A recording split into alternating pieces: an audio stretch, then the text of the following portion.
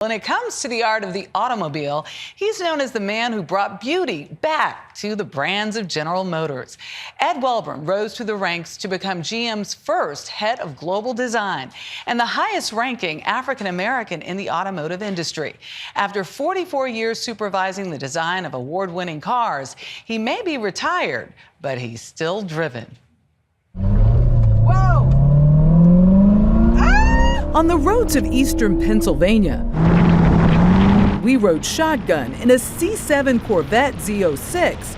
I absolutely love this car. With Philadelphia native Ed Welburn behind the wheel. It was just so much fun designing this car.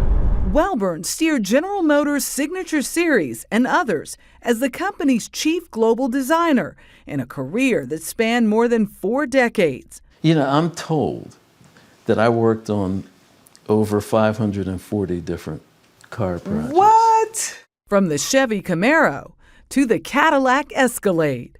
What sparks your creativity? What is it about the car? Every car has got a different mission. They're almost like actors in a movie.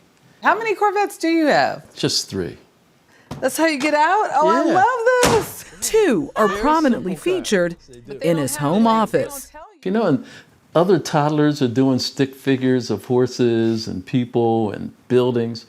I was drawing cars. At the age of 8, his parents took him to his first auto show. And for me, that was my Disney World.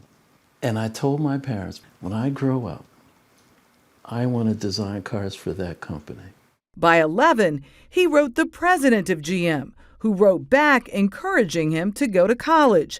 By his junior year at Howard University, he landed an internship, and after graduation, was hired in 1972. You know, now I think about it, I've never had a job interview. And you know, what's interesting as a designer, you put your sketches up on a display board. All day, every day, people see the quality of your work. As the very first African-American hired to design cars for GM, there were people that were interested, you know, what can he do? How good is he? And it didn't take long for me to realize I was representing more than myself. How tough was it to be the first? It was tough, but you know, the people I worked with were very supportive. So I like to work in a side view. Including, Welburn says, a well-meaning supervisor with some gut-punching career advice. I designed this high-speed research car that set world's records and designing the pace car for Indianapolis 500 and working on Cutlass Supremes. And I was told I was doing great work, but he said, you know, the company will never make a black person an executive.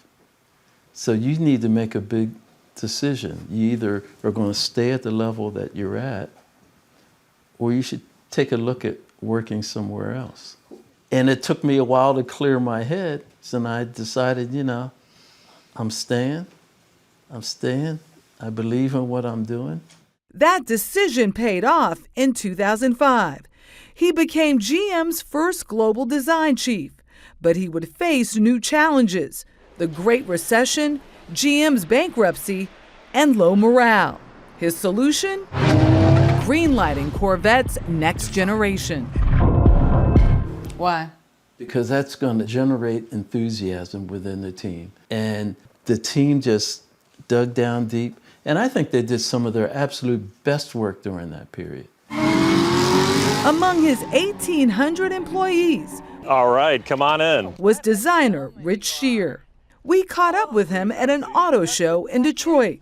One of the great things about Ed was he always felt like one of the studio guys. He just had confidence and patience, and again, kind of relaxed in kind of those moments of maybe a little bit of turmoil. Among the reasons Mikhail Haggerty asked him to judge this concours d'elegance. You know, we like to think of him as retired. He's still very much involved in the car space, and he's this tastemaker. His design interest expands way beyond cars. That's an understatement. Before his 2016 retirement, Welburn also led the team on the Chaparral Vision GT. Okay, here we go. A concept car designed for the Gran Turismo 6 video game. Oh, hell no! His work on Bumblebee landed him a cameo in Transformers age of extinction. My office in 15 minutes. Did we mention his influence on the Beast, the official presidential limo? There was so much security around that project. For years, they just took a sedan, generally a Cadillac, stretched it, and put all this armor plating and stuff on it, and the interiors were really tight. With the Beast, we decided to hold the interior space like a conventional car and then go out. So it's a beast. Bigger. It's huge.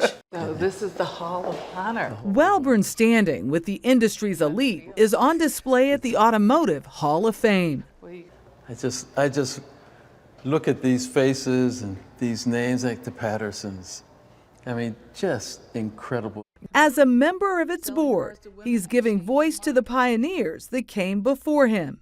Names like Charlie Wiggins. He won, I think, like 50% of all the races over a 10-year period. He designed his own cars, built them from junk parts. Barred from the Indy 500, Wiggins secretly worked on the engine of the 1934 winner Bill Cummings. Welburn helped enshrine Wiggins' place in racing history. He's there along with Mario Andretti and Henry Ford and me. Oh, yes. Welburn is back at the drawing board these days, designing, of all things, shoes. And I think it's that automotive inspiration or foundation that has really got me to do such sleek designs. For Welburn, it's all about shifting gears, expanding his lane, and taking people along for the ride. This car's been to Colin Powell's house. We spent an afternoon together. What? He was a Corvette guy. And been to Mario Andretti. In fact, Mario lives pretty close to where we are right Really? now. It's been to Mario's house. It's been a lot of places. Let's go and say hi to Mario. Yeah, let's go knock on his door.